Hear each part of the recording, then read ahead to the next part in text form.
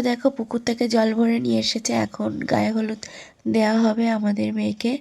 এই মুহূর্তটা সত্যিই খুব কষ্টকর একটা মেয়ের জীবনে, মানে কতটা কষ্ট হয় তার মা প্লাস মেয়ের যার বিয়ে, সবাই কাঁদছিল কারণ গায়ে হলুদ হচ্ছিল। তারপর দেখো রাতে আমরা রেডি হয়ে গেছি বিয়ের সাজে, আমাদের মেয়ে রেডি হয়ে গেছে, এরপর বর আসবে। কেমন লাগছে কমেন্ট করে জানিও আমাদেরকে। তো এখানে সবাই আছে এক এক করে দেখো, তারপর সবাই ডান্স করতে ব্যস্ত। তো আনন্দ করবো না সেটা কখনো হয়? তো আমাদের কোণেও উঠে এসেছে, উঠে নাচ করা শুরু করে দিয়েছে। অলরেডি বর কিন্তু এসে গেছে, সেটা দেখানো হয়নি, যাই হোক। তো এখানে সবাই নাচ করছিল খুব আনন্দের সাথে, আমিও আছি, কারণ খুব খুব খুব মজা করেছি। মানে বলার মতো নয়, এত মজা করেছি, আর এরকম আনন্দ করাটাই উচিত।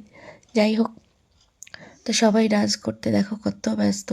এদিকে দিদিভাইও নাচ করছিল, ভীষণ ভালো লাগছিল। যাই হোক, তো চলো, ভিডিওটা যদি ভালো লেগে থাকে লাইক কমেন্ট শেয়ার করে দিও প্লিজ। আজকের ভিডিওটা এই পর্যন্ত রাখি, সবাই ভালো থেকো, সুস্থ থেকো। আবার দেখাবে নতুন আরেকটা ব্লগ ভিডিও নিয়ে আসবো, এরকম মিনি ব্লগ। তো চলো, আজকের মতো ভিডিওটা এই পর্যন্ত।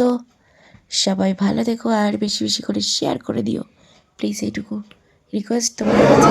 তোমার ওই শাড়িটা বলবো, খেতে বসে মাফি বলেছে ঝটপট করে বলছে একটু ভালো রাত হয়নি। হয়ে গেছিলো, নিজের পদ্ম পাতায় খেতে দিচ্ছিল। তো চলো